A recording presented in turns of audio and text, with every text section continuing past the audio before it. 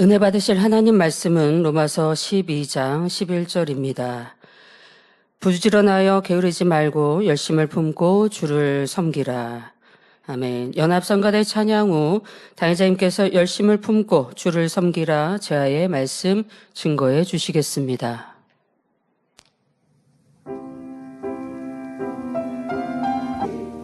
아멘.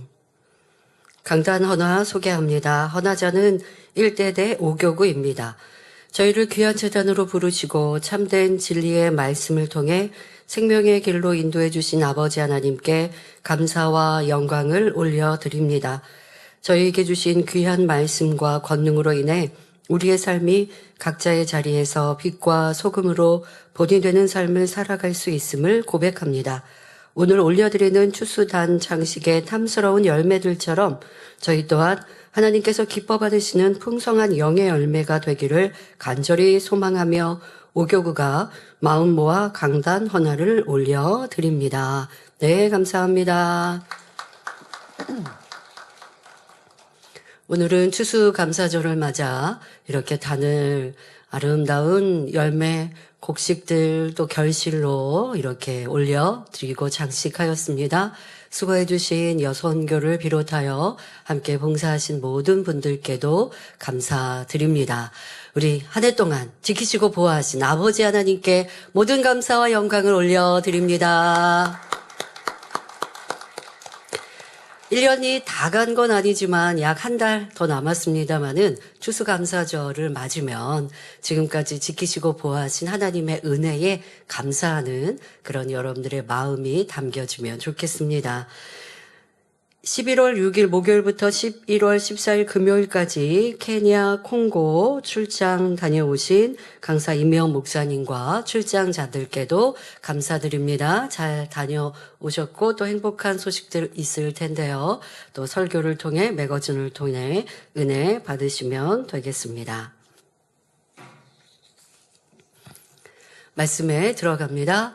사랑하는 성도 여러분, 오늘은 한 해 동안 하나님께서 허락해 주신 풍성한 수확에 감사하며 예배하는 추수감사 주일입니다. 먼저 올 한 해도 영육간에 놀라운 축복을 주시고 불꽃 같은 눈동자로 지켜주신 아버지 하나님, 그 은혜에 오늘뿐 아니라 여러분들이 항상 감사의 조건들로 고백하시길 바랍니다.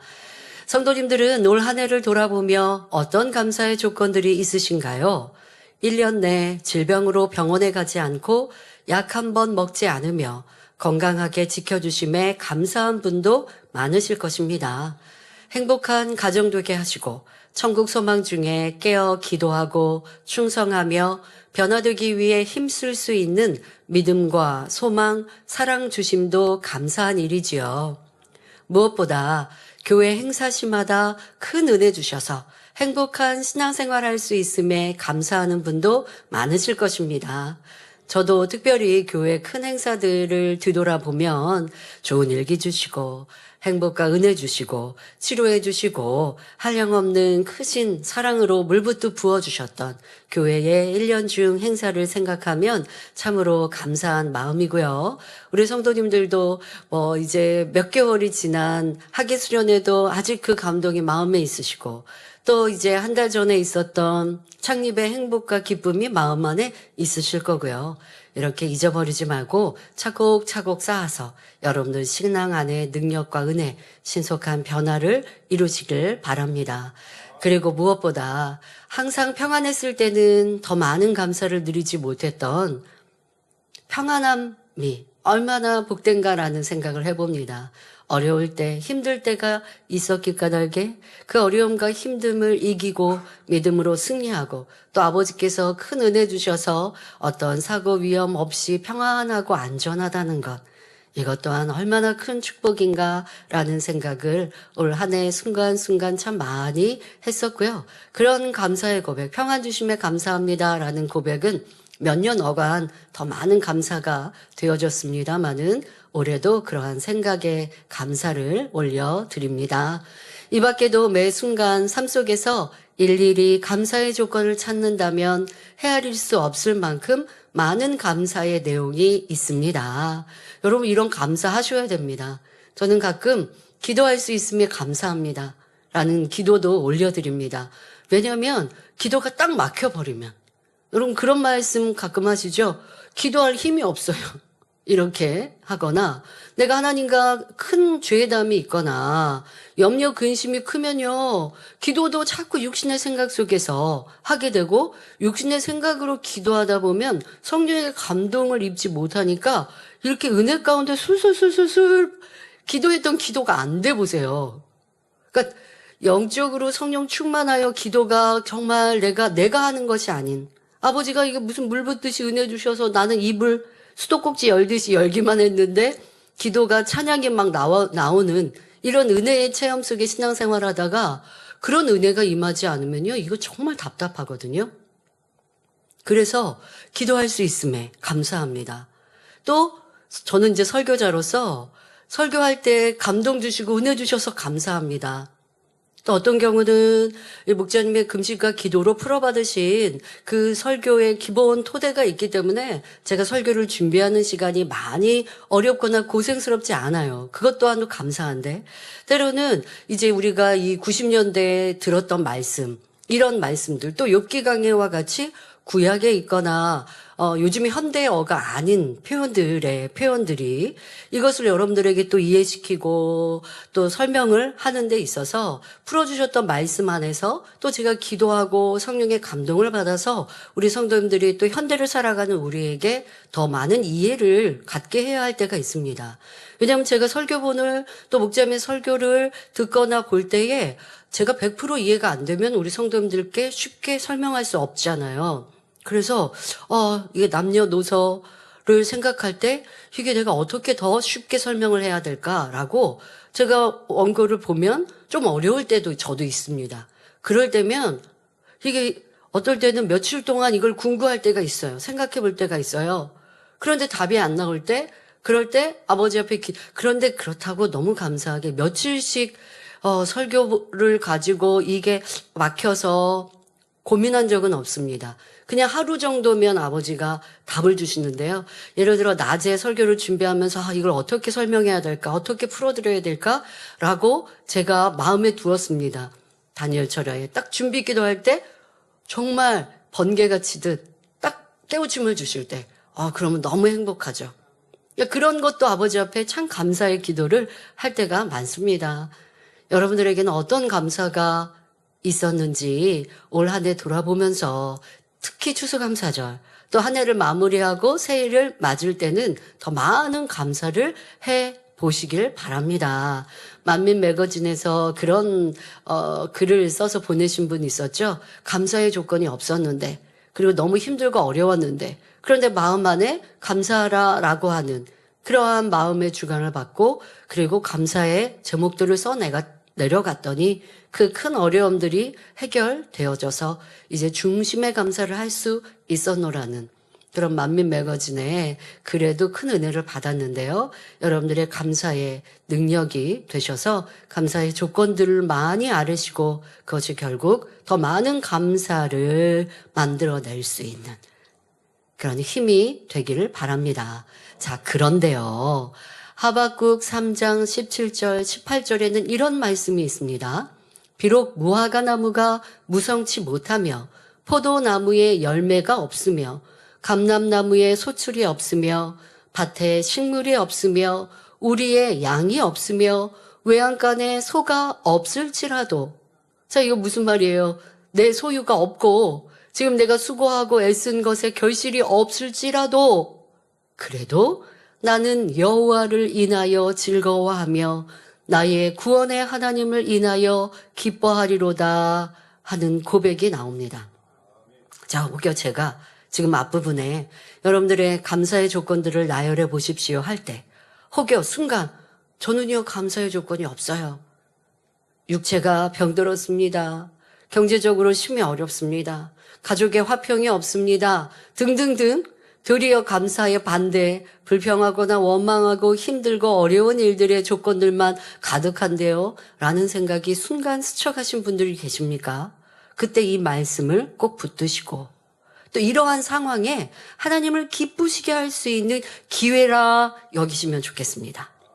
자, 우리 아버지 하나님께서 자녀들에게 원하시는 참 감사의 고백이 바로 이 하박국의 말씀이기 때문입니다. 설령 눈에 보이는 감사의 조건이 아무것도 없다 하더라도 오직 하나님을 인하여 기뻐하고 즐거워하며 구원의 은혜로 감사할 수 있는 자녀, 바로 하나님께서 이 땅에 인간 경작을 통해 얻기 원하시는 참 자녀의 모습입니다. 그러니 여러분들이 평안할 때도 이 평안함에 감사할 수 있어야 하는 것은 물론이고, 평안함을 유지하다가 어떤 계기로 시련이 왔습니까? 어려움이 왔습니까? 도리어 그때 이제까지 내게 평안했던 것도 아버지의 은혜요. 지금에 온 시련이 있다 한들 나를 이 시련 중에 강하게 하시고 온전케 하실 하나님으로 인하여 감사하는 것, 하나님은 그 시련을 통해 얻기를 원하시는 열매이지요. 혹여 감사의 조건이 없는 분들은 지금이 하나님의 참 자녀로 하나님을 기쁘시게 할 수 있는 기회임을 이 시간 터득하시고 행해 보시길 바랍니다. 세상 사람들도 감사의 조건이 있을 때는 감사할 줄 압니다. 그런데 마음이 선한 사람 중에는 비록 하나님을 모른다 해도 감사의 조건을 만나면 하늘에 감사하는 사람들도 있습니다. 하물며 하나님의 자녀라 하면서 풍성한 감사의 조건 속에 살면서도 마음이 무디어져서 그 은혜를 깨닫지 못하고 감사하지 못한다면 하나님께서는 얼마나 마음 아프시겠습니까? 우리 안에는 이러한 모습이 결코 없어야겠습니다.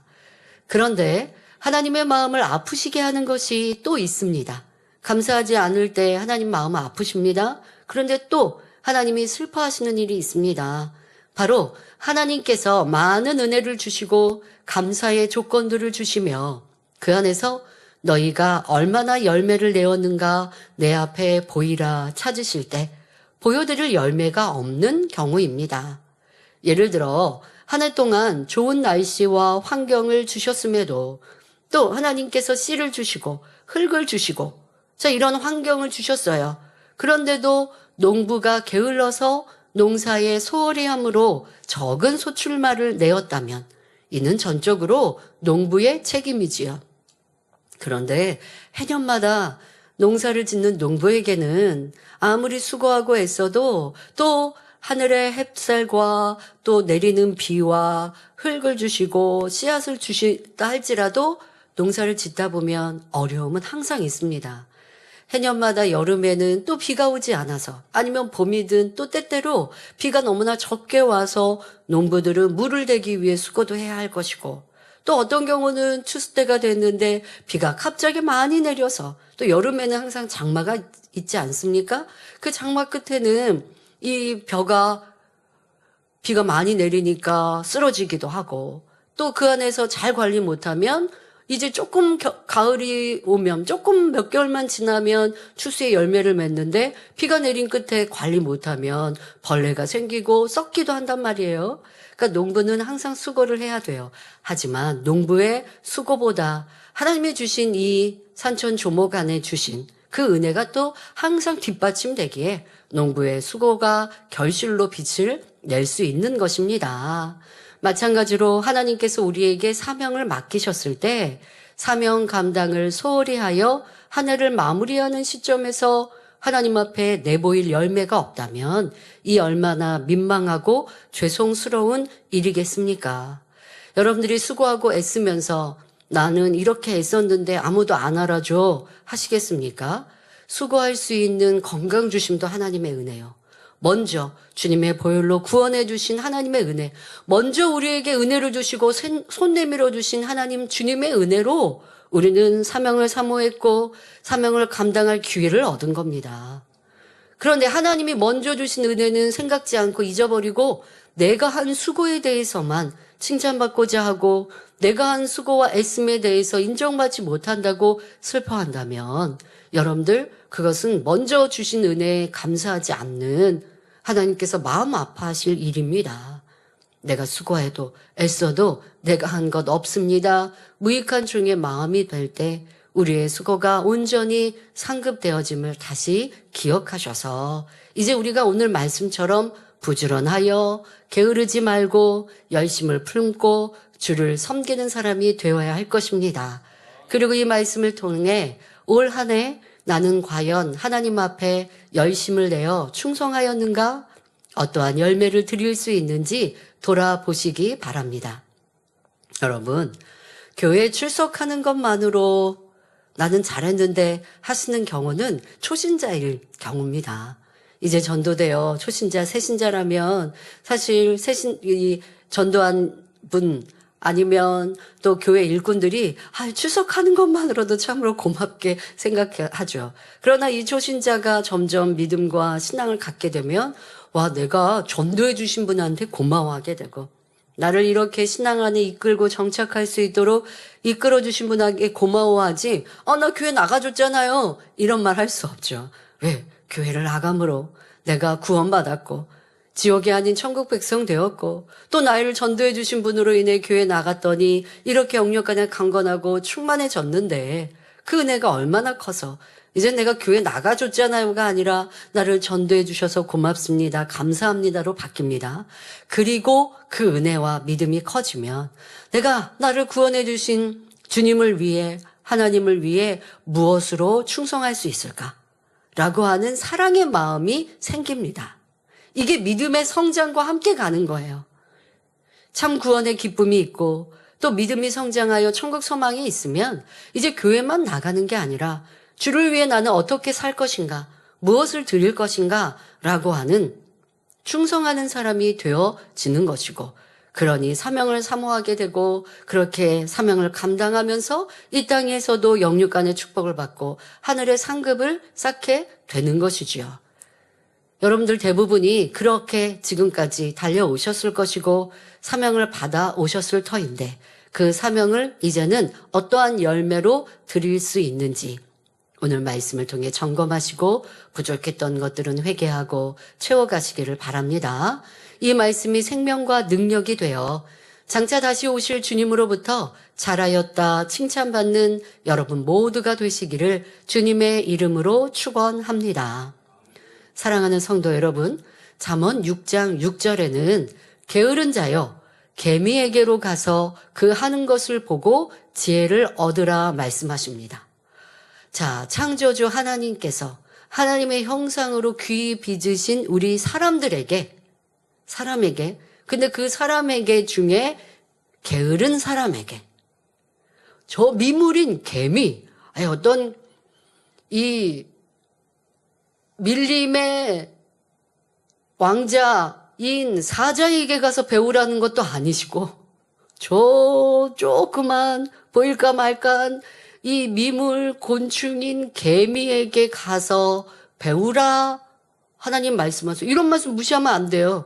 그러면 개미는 어떤지 개미에게 무엇을 배워야 하는지 우리는 하나님의 말씀을 읽고 보는 성도들이라 한다면 생각해보고 저 미물도 저렇게 부지런하고 저렇게 지혜롭게 협동하며 사는데 나는 어떠한 모양인가? 회개거리를 찾으셔야죠.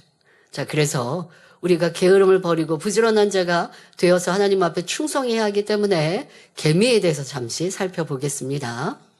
개미는 오늘 말씀의 제목과 같이 게으르지 않고 부지런하며 열심히 일하는 대표적인 곤충입니다. 개미는 지구상에서 가장 성실한 생명체 중 하나로 성실한 생명체 중 하면 꿀벌도 떠올릴 수 있는데요. 또 개미가 그중에 또 굉장히 성실하고 또 단합하고 좋은 것이 많이 있습니다. 가끔은 어떤 이렇게 아니면 지방에 사시거나 하는 분들 중에는 개미 때문에 불편해요 하는 분도 있겠지만 그런 불편함을 배우라는 게 아니라 그건 우리 사람 편에서 도리어 개미에게도 좀 불편하게 힘들게 하는 일일 수도 있는 것이고요. 왜냐하면 개미가 살던 터전에 사람들이 집을 짓고 이렇게 살았다라고 생각하면 서로 또 그렇죠. 하나님 말씀대로 개미의 좋은 것을 우리가 생각하고 배웁시다. 자, 개미는요, 잠시도 가만히 있지 않고 하루의 대부분을 일한다고 합니다. 통로를 만들고 먹이를 운반하며 일개미들은 먹이를 찾아 나가고 길을 정찰하며 둥지를 수리하고 여왕개미를 돌봅니다. 쉼없이 움직이며 땅속 도시를 짓기도 하는데 실제로 브라질 사바나 지역의 지하 깊은 곳에는 인간이 상상하기 어려울 정도로 지금 여러분 저기 보면 흙더미에 뭐 보이는 거 있죠? 색색깔. 사람이에요. 저기 개미가 아니고 이게 사람이에요. 자, 인간이 상상하기 어려울 정도로 거대한 규모의 개미 초대형 군락 도시가 발견되었다고 합니다. 사람이 진짜 작게 보일 정도 앉아 있긴 합니다만은 완전 도시죠. 이 지하 도시는 200개 축구장에 해당하는 면적이라고 합니다. 200개의 축구장 면적. 그에 이르며 그 안에는 600에서 800km에 달하는 연결 통로, 터널, 수많은 저장실, 거기에다가요 환기 시스템도 있고요. 폐기물 처리장까지 갖추고 있었다고 합니다. 과학자들은 이 거대한 도시 구조를 분석하며 마치 인간의 대도시를 연상케 한다고 놀라워했습니다. 자, 이 개미 집단은 한 세대가 아닌 수백 년 동안 여러 세대의 개미들이 협력하여 건설해 온 것으로 알려졌습니다. 그러니까 윗세대 계속 이렇게 이어 내려온 역사적인 산물이지요. 이처럼 개미는 모든 개체가 주어진 환경에서 자기의 역할을 꾸준하고 묵묵히 수행하고 한 개미가 쉬면 그 일이 중단되지 않도록 다른 개미가 바로 그 일을 이어받는 무중단의 협동 시스템으로 움직인다고 합니다. 회사도 그렇고 보면 누가 휴가를 가요. 그러면 그 사람의 일이 멈추면 안 되니까 함께 조를 짜듯이 이렇게 팀워크가 있어서 그 사람이 하고 있었던 일을 잠깐 비었을 때 이어하거나 아니면 누가 사직을 하면 그 사람의 일을 또 받아서 나누어서 하고 이러한 것들이 우리 사람에게는 있지 않습니까? 그런데 이 개미 또한도 무중단의 협동 시스템이라고 합니다. 이러한 개미의 습성은 누군가가 시켜서 하는 수동적인 태도가 아니라 스스로 책임감을 가지고 능동적으로 일할 때 진정한 성실함이 발휘된다는 것을 보여준다고 할 수 있지요. 이러한 면에서 우리 인생들이 배워야 하지 않겠습니까? 또한 개미는 본능적으로 내일을 위한 준비를 합니다. 여름에는 하루 수백 번씩 먹이를 나르고 겨울에는 밖으로 나가지 않습니다. 그러니까 개미와 배짱이의 동화 이솝우화 여러분들 기억나시죠? 그냥 있는 얘기가 아니라 이렇게 살아가는 것이죠. 개미는 따뜻한 날씨에 먹이를 저장하고 추우면 나가면 얼잖아요. 얼고 죽겠죠. 그러니 나가지 않고 이것이 그들의 삶의 형태입니다. 그렇게 먹이를 저장했다 해도 편안함에 안주하지 않고 저장한 먹이를 아껴 먹으며 그러니까 여름에 먹이가 있을 때는 조금 더 많이 먹다가 겨울에는 조금 적은 양을 먹으면서 저장해 놓은 먹이를 아끼는 것이죠. 혹시 모를 위험에 대비해서 항상 여분을 남긴다고 합니다. 우리 인생들도 저축 좀 하고 오늘 살듯이 오늘만 끝내듯이 하면 안 되는데 저희도 원로 목사님께 저축하는 습관을 배웠거든요. 저희는 저축하고 그것을 또 하나님께 드리고 심기도 하지만 평안하거나 또 그렇지 않을 때 항상 저축했다가 또 저축하고 그것을 모아놨다 필요하면 하나님께 심고 또 이렇게 해서 하는 게 저축. 그러면서 항상 그런 말씀하셨어요. 사람이 우리가 하나님을 온전히 믿습니다. 그러나 또 사람이 해야 될 공의 안에서 내일을 준비하는 것. 이렇게 가르치셨어요. 그거 믿음 아닌 거 아닌가? 아니요. 믿음으로 하나님께 맡겨드리고 내일 한다고 해서 저희가 무슨 보험을 들고 그러지는 않았어요. 그러나 하나님께 맡겨드리면서 도리어 내일을 위해 내가 어떻게 내일 하나님께 더 심고 드릴까? 이것이 내가 그 저축해 놓은 것의 가장 큰 목적이 되거든요, 항상. 이렇게 살아가니 물질로 염려하고 근심할 일 없이 평안하게 또 살 수 있잖아요. 그러려면 어떻게 해야 되냐? 내가 오늘 먹고 입을 건 좀 아끼는 거죠. 마음대로 쓰고, 마음대로 쇼핑하고, 마음대로 갖고, 할 수 있어도 그거 절제하고, 그것은 아껴서 모아놓고, 이러한 이제 좋은 습관들을 갖게 해 주셔서 크게 도움이 되고 또 교회를 운영을 하거나 교회 살림을 살 때도 항상 그렇게 살려고 합니다만은 여러분들이 이러한 개미에게서도 도움을 받고 배워야 할 것입니다. 어떤 종의 개미는 먹이를 씹어 발효시켜 저장 성분을 높이는 생물학적 저장 기술도 가지고 있다고 합니다. 이렇게 개미는 지금 당장 배가 고프지 않아도 미래의 겨울을 대비해 식량을 저장합니다. 현실의 편안함에 안주하지 않고 미래를 대비하는 계획적 태도는 인간에게도 교훈을 주고 있습니다. 또 개미는 길을 잃어도 장애물이 있어도 수십 번 반복해서 다시 시도한다고 합니다. 먹이를 나르다가 떨어뜨리면 포기하지 않고 다시 집어들고, 길이 막히면 우회로를 찾으며 실패해도 멈추지 않습니다. 여러분, 개미랑 장난쳐 본 적 있으세요? 저는 있어요. 우리 어렸을 때는 체육 시간에 밖에 나가서, 운동장에 나가서 체육을 하다 보면 흙이 있으니까 개미가 보여요. 그러면 개미 가지고 나뭇가지로 이제 개미 여기다가 올려놓기도 하고, 개미가 갈 때 그 앞에다가 나뭇가지로 가려요. 그러면 개미가 돌아가죠. 제가 한번 해외 출장을 갔는데, 거기 중남미 쪽 혼두라스 갔는데요. 애플 망고가 많이 나는 그런 시기였나 봐요. 그래서 망고를 맛있다고 이제 저한테 많이 주셨어요. 그때 이재호 목사님 계셨을 때 페루 출장이었나 모르겠네요. 그걸 갔는데 망고를 많이 주셨어요. 그래서 망고를 맛있어서 많이 먹고, 그리고 껍질을 놔뒀더니 개미가 모여온 거죠. 그래서 이제 빨리 이제 정리를 하고, 그런데도 이제 단맛의 냄새가 나니까 개미가 있더라고요. 그리고 과자 부스러기를 휘둘들이 이걸 옮기는 거예요. 얼마나 이게 보니까 재밌는, 그게 식탁에서 벌어진 일인 거죠. 그러니까 바닥이었던 모르겠는데, 식탁 안에서 개미가 뭘 움직이는데 내가 먹던 이 과자 부스러기를 옮기고 있는 거예요. 그게 너무 재밌어서 그 개미 지금처럼 앞에다가 뭘 이렇게 막아놨어요. 그런데 가다가 얘가 돌아가는 거예요. 그러니까 이렇게 막아봤어요. 이렇게 막아봤어요. 또 돌아가는, 그러면 이렇게 막아보고. 그 애를 해치는 일은 없었지만 잠깐 그 개미를 보면서 저도 이렇게 해봤는데요. 그래서 오늘 말씀에 이렇게 나오는 거 보면서 개미의 이게 습성이구나. 포기하지 않구나. 그리고 분명히 그래서 제가 일부러 과자 부스러기를 조금 큼직하게 놨거든요. 그랬더니 한 마리가 아니라 여러 마리가 와가지고 옮기는 것도 봤어요. 와, 이거 참 재밌더라고요. 그래서 이렇게 협동정신도 있고, 포기하지 않고 또 하고, 아니면 크면은 이로 잘라가지고 작게 해서 가고, 그런 재미있었던 기억을 말씀을 이렇게 보면서 함께 또 웃기도 했습니다. 그래서 연구에 따르면 개미는요, 동일한 목표를 달성하기 위해 평균 40번 이상 시도한다는 결과도 있습니다. 말한 대로 길이 없어요. 그러면 또 돌고 우회로를 찾고 하면서 가는 거죠. 자, 이렇게 끈기 있게 반복하는 습관이 결국은 성공을 만들어냅니다. 그런데 우리 사람이 안 되는 거 여러분들 너무 쉽게 포기하지는 않습니까? 더더욱 하나님 앞에는 안 되는 것 없습니다.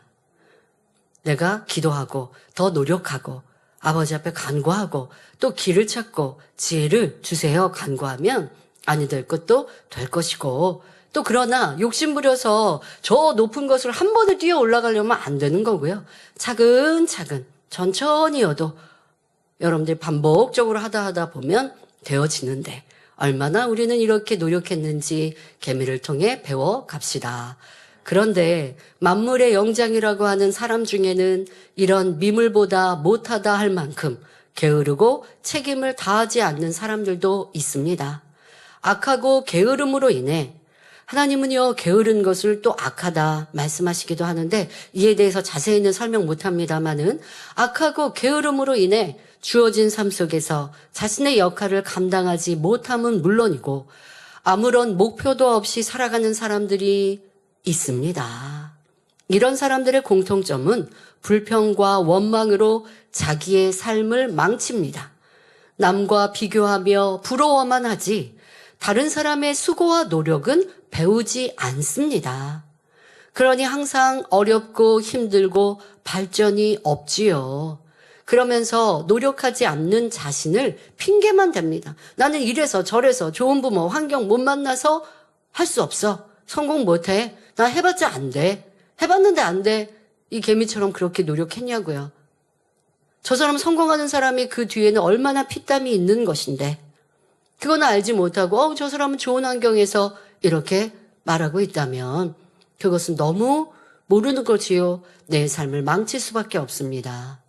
또한 있어야 할 자리에 있지 않고 있어야 할 때 그 자리를 지키지 못함으로 정작 필요한 때 도움이 되지 않는 사람도 많습니다.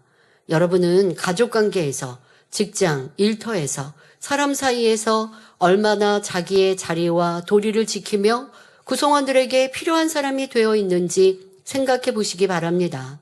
가족이나 상대가 회사나 모임의 구성원이 내게 잘해주지 않았다 원망할 것이 아니라 나는 얼마나 도움을 주는 사람인가 돌아보아야 하지요.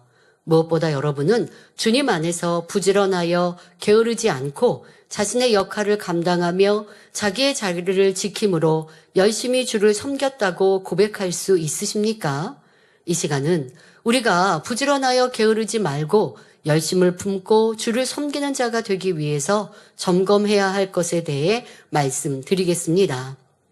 먼저 우리는 주 안에서 결코 게으르고 나태한 모습이 되어서는 안 됩니다. 세상에서도 비록 육의 삶을 위해서이지만 자신이 목표한 것을 이루기 위해 남다른 열심을 내는 사람들이 있습니다. 풍요로운 삶을 살기 위해 남보다 더 많은 땀방울을 흘리며 열심히 일하는 사람도 있고 명예나 지식을 얻기 위해 넘치는 수고를 하는 사람도 있습니다. 물론 그 모든 것이 주 안에서가 아니라면 결국 이 땅에 썩어질 것으로 끝나고 말지만 우리는 그들의 모습 속에서 게으르지 않고 부지런히 노력해가는 모습만은 본받아야 합니다. 그래서 세상 사람이지만 열심히 자기의 목표를 위해 수고하고 또한 게으르지 않았던 그런 무용인에 대한 하나의 일예를 말씀드리겠습니다. 여러분도 아시는 분은 아시는 발레리나 강수지 씨입니다. 초등학생 시절까지 한국 무용을 전공하다가 중학생 때 발레로 전환을 했다고 합니다. 이 발레리나는 알고 계셨어도 저도 이렇게 조사하면서 알게 되었는데요. 아예 어렸을 때부터가 아니라 중학생 때 발레로 전환을 하면 사실 다른 본격적으로 발레에 입문한 그러니까 중학생 때 본격적으로 발레를 했기 때문에 다른 또래보다는 상대적으로 늦게 시작한 편인 것이지요. 그런데 그만큼 더 많은 연습과 집중으로 실력을 쌓아갔습니다. 자신의 부족함을 인정하고 남들보다 더 많은 노력을 기울이며 실력을 키워나갔지요. 여러 인터뷰와 자서전, 방송에 따르면 그녀는 단순히 열심히 했다를 넘어선 절박함과 처절함의 수준이었다고 말했다고 합니다.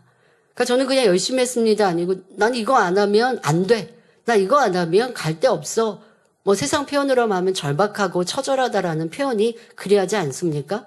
그러니까 그런 마음으로 노력했다는 것입니다. 그렇게 중학교 때부터 시작하여서 그 학창 시절에도 열심히 노력하니 곧 유학의 기회를 얻게 되었고 국제적 훈련을 받게 된 15살의 소녀는 불어도 영어도 거의 하지 못했으며 서양식 발레 기법에도 익숙하지 않아서 하루하루가 전쟁이었다고 합니다. 유학은 가게 됐지만 너무나 힘든 상황이었던 것이죠.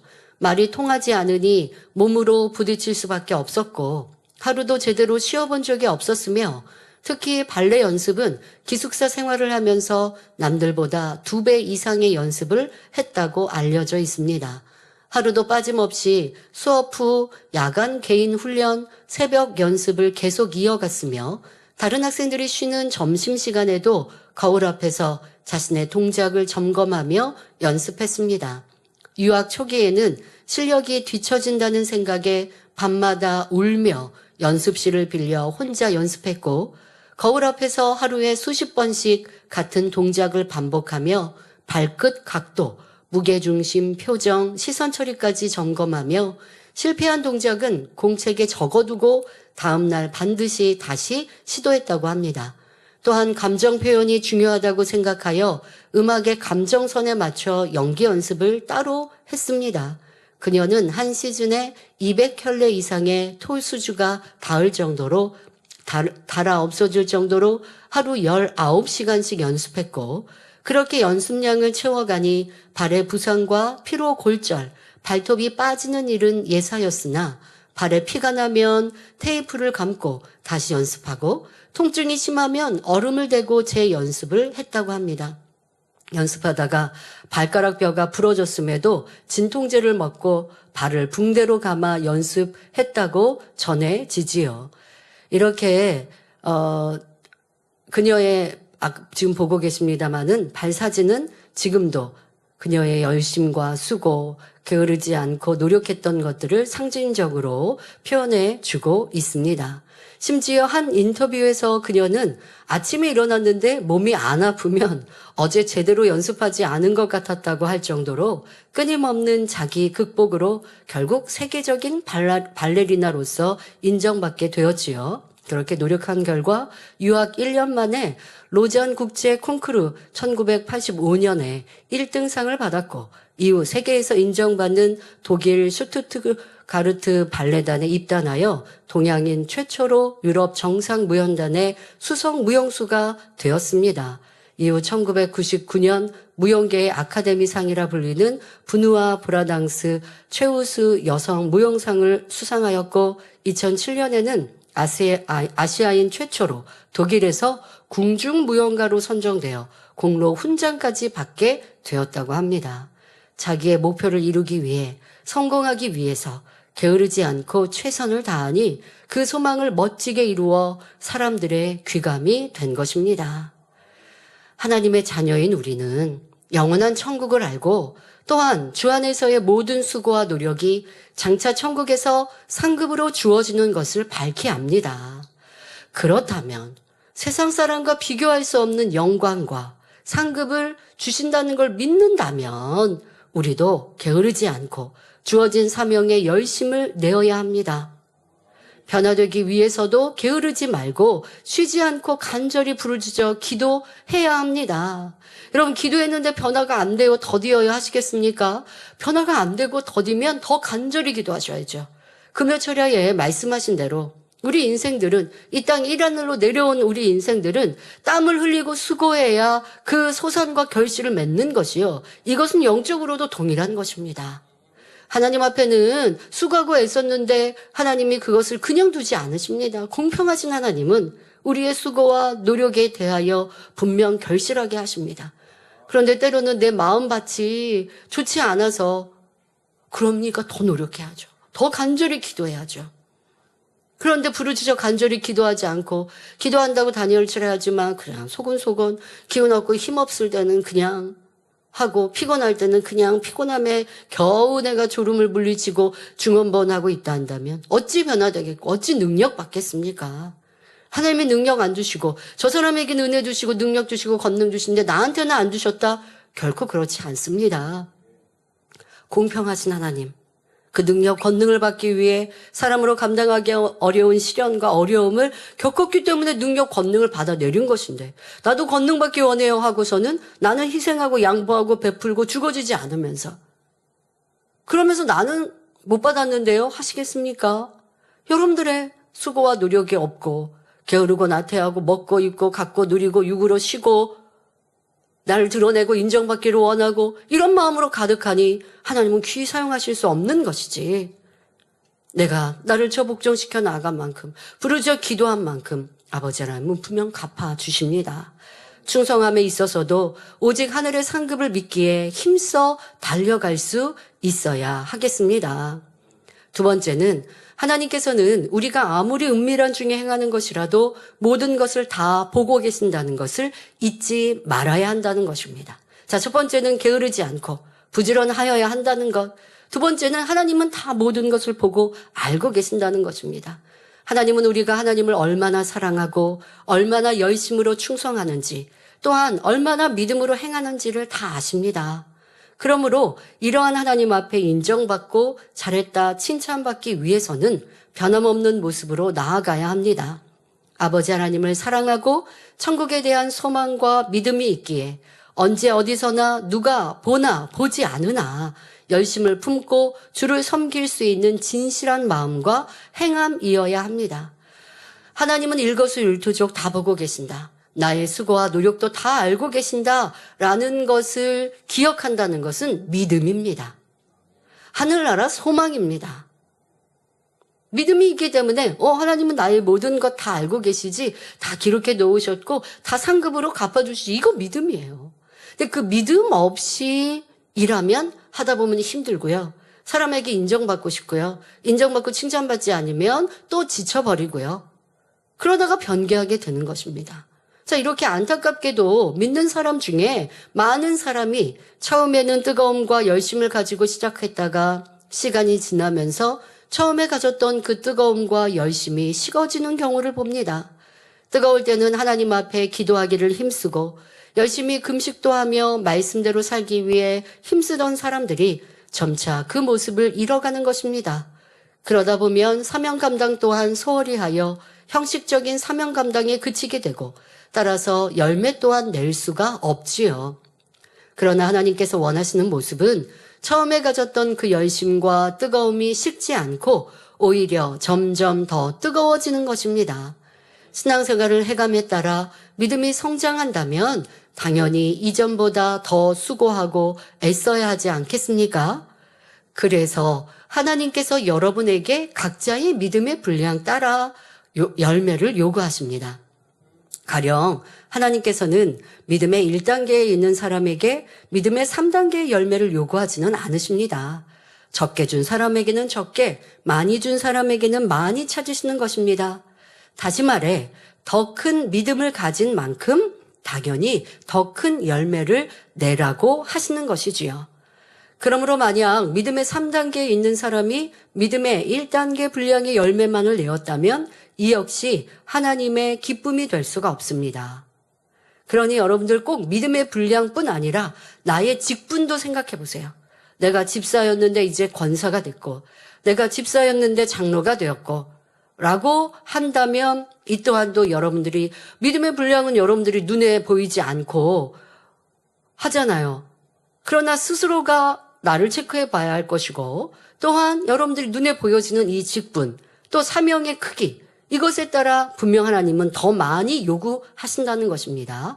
따라서 세 번째로 돌아볼 것은 단지 열매를 내었나 못 내었나가 아니라 과연 내 믿음의 분량에 맞는 열매를 내었는가 살펴야 한다는 것입니다. 자신의 믿음의 분량에 따라 최선을 다해 하나님 앞에 드려질 때 이것이 아버지 하나님의 기쁨이 되지요. 그런데 우리가 자기의 믿음 안에서 최선을 다해 충성하면 믿음의 성장에도 큰 도움이 됩니다. 자, 이것은 같이 서로 도움이 되는 거예요. 시너지 효과가 되는 거예요. 충성하면 믿음도 성장하고 내 믿음에 따라 그만큼의 열매를 내기 위해 또 내 믿음의 분량을 생각하고 충성하면 충성도 잘 되고 열매도 잘 내고, 자, 그러한 것입니다. 예를 들어 여러분이 주의 일을 하다 보면 때로는 여러 가지 환경의 제약으로 인해 어려움을 겪는 경우가 있습니다. 자기의 능력의 한계에 부딪힐 수도 있고 주변 사람이나 세상의 오해를 받거나 문제를 만날 수도 있습니다. 그러나 설령 아무리 불가능한 상황에서도 여러분이 하나님을 기쁘시게만 한다면 문제는 달라집니다. 바로 하나님을 기쁘시게 했을 때 하나님의 능력으로 도와주심으로 능히 열매 맺게 해 주시는 것이지요. 그래서 육으로는 도저히 할 수 없는 일들을 할 수 있게 되는 것입니다. 자기의 능력의 한계도 뛰어넘을 수 있고 다른 사람은 불가능한 일이 가능케 되는 역사를 체험할 수 있지요. 바로 자기의 능력으로는 안 되지만 하나님 앞에 믿음을 내보이며 최선을 다해 나갈 때 하나님의 능력으로 가능하게 되는 것입니다. 그러니 여러분들의 신앙의 연조, 신앙의 세월이 깊어지고 더 많아집니다. 또 그만큼 직분도 커지고 사명도 많아졌습니다. 그러면 어제 했던 수고보다 오늘은 더 할 수 있어야 돼요. 오늘 더 하면서 넉넉히 할 수 있어야 돼요. 그런데 어떤 분들은요, 시간이 이렇게 점점 지나고 직분도 사명도 더 커졌어요. 그런데 항상 기준을 예전에 수고했던 거를 가지고 기준해요. 나 예전보다 지금 더 많이 수고하는데? 그러니까 힘든데? 아닙니다. 예전보다 내가 믿음이 커지고 또 실력도 커지고 그만큼 노하우도 생기고 하나님에 대한 사랑도 커졌으니 더 많이 수고해야 되는 것이 맞는 거예요. 세상에서 어떻게 할까요? 직장에 들어갔어요. 이제 들어간 직원과 점점 시간이 5년이 지나고 10년이 지나면서 승진도 하고 월급도 많아지고 또 일의 노하우도 커지고 그러면 20년이 되고 30년이 돼요. 똑같이 일하라고 회사에선 요구할까요? 그 사람이 10년, 20년이 지나면 더 많은 능력으로 더 많은 것을 하기를 요구해요. 그런데 똑같이 멈춰있다? 그러면 회사에서는 당신 필요 없습니다 하는 것이죠. 하나님 나라도 마찬가지인 거예요. 그러니 지금 세 번째, 내 믿음의 분량만큼은 여러분 믿음의 분량이 있고로 내가 신앙생활의 세월 또 그만큼의 직분이 커졌습니다. 사명이 더 많아졌습니다. 그건 당연히 책임감이 커지는 거예요. 그만큼 하나님은 나에게 많은 것을 요구하시는데 그럼 나는 똑같은 열매를 내고 있는 것도 죄송하고 민망해야 할 것이고 같은 일을 하면서 또 나는 힘들다 하거나 아니면 같은 일보다 조금 더 많이 해놓고 힘들고 어렵다라고 불평한다면 하나님 앞에 이거는 칭찬받지 못하고 상급으로 쌓을 수 없다는 걸 기억해야 합니다. 누가복음 13장 30절에 보라 나중된 자로서 먼저 될 자도 있고 먼저 된 자로서 나중될 자도 있느니라 말씀하셨습니다. 비록 신앙의 연륜이 얼마 안 되고 진리의 말씀을 들은 것이 얼마 되지 않은 사람 중에 큰 열매를 맺어가는 사람들이 있는데 이들이 바로 나중된 자로서 먼저 되는 사람들입니다. 이런 사람들은 육으로는 불가능한 일을 영으로, 믿음으로, 성령 충만함으로 이루어내는 사람들이지요. 꼭 눈에 보이는 열매만이 아니라 성결을 향해 달려가는 중에 맺어지는 영의 열매들도 신속히 맺어가는 것입니다. 처음에 뜨거웠던 모습이 변함없고 믿음으로 최선을 다해 나가면서 오직 하나님만을 의지하고 맡길 때 하나님께서 도와주시니 이러한 일이 가능해지는 것이지요. 올 한 해도 새신자들이 등록하여 치료받고 응답받아 행복하게 간증하는 분들을 많이 보았습니다. 그분들의 얼굴은 말 그대로 첫사랑으로 충만한 모습입니다. 얼굴이 붉게 상기되어 있고요. 눈에는 눈물이 고여 있다가 간증이나 은혜로운 얘기만 나오면 이내 주르르 흐릅니다. 사랑합니다. 감사합니다. 만민의 재단에 온 것이 너무나 큰 축복입니다. 한결같이 고백하십니다. 성경을 열심히 읽으며 모이기에 힘쓰고 어찌하든 교회 일에 충성하길 원하십니다.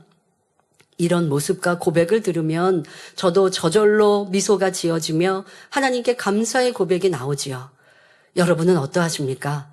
이 초신자 성도님들의 모습보다 더 뜨겁고 성령 충만하신지요? 만약 부족하다면 이제 회복하시기 바랍니다. 나도 저렇게 초신자처럼 충만한 때가 있었는데 추억처럼 고백한다면 우리 주님께서 얼마나 마음 아파하시겠습니까? 뜨겁고 충만했던 모습이 변함없이 주님 만나는 날까지 이어져야 잘했다 칭찬받는 자녀들이 될 수 있습니다. 그러니 오곡백과가 무르익어 풍성한 결실을 맺는 추수감사절을 맞아 여러분의 신앙을 다시 점검하는 복된 시간이 되시길 주님의 이름으로 기원합니다. 제가 환자를 위해 기도합니다. 아픈 분들은 아픈 것 위에 손을 얹으시고 아프지 않은 분들은 마음에 소원을 가지고 가슴에 손을 얹고 기도받으시길 바랍니다. 좋으신 아버지 하나님, 2025년 한 해 동안도 지키시고 보호하셔서 오늘 추수감사절을 맞아 많은 감사의 조건들로 고백할 수 있게 은혜 주심에 감사합니다. 또한 이렇게 단에 자연 안에서 얻은 많은 결실과 곡식들과 열매들로 아버지 앞에 영광 돌리게 하시니 감사합니다. 이 열매처럼 우리도 하나님의 기쁨의 열매로 꼭 나오게 하여 주옵소서. 이 시간 함께 예배한 모든 성도님들 위해 친히 안수하여 주옵소서. 머리부터 발끝까지 뼈마디 오장 육부 신경조직 세포 이르기까지 성령의 불로 친히 안수하셔서 모든 질병균들 연약함들 깨끗게 하시고 또한 강건케 하여 주옵소서. 예수 그리스도 이름으로 메우느니 성령의 불로 태움받고 깨끗하고 온전함을 받을지어다. 모든 질병 균들아 성령의 불로 태움받고 강건함을 받을지어다. 연약함도 강건케 하시고 잘 보이는 눈 잘 걷고 뛰게 하시고 잘 들리는 귀 되게 하시며 더 건강한 삶 살게 하여 주옵소서. 학생의 본분 잘 감당하게 하시고 또 모든 대입을 위해 준비하는 과정들도 형통케 하여 주옵소서. 수험생들 마음도 평안케 하여 주옵소서. 아버지 우리 전국 전 세계 만민의 성도님들 지교회 지성전 지키시고 보호하시고 한 주간 사고 위험 없게 하여 주옵소서. 만민의 모든 성도님들을 마음의 소원 기도와 관계 응답하시고 원수와 같은 어둠들이 틈타지 엿보지 못하며 성령의 불담으로 천군천사 주님의 불꽃 같은 눈동자로 평안히 지켜 보호하여 주옵소서. 감사드리며 우리 주 예수 그리스도 이름으로 기도하옵나이다. 아멘. 만민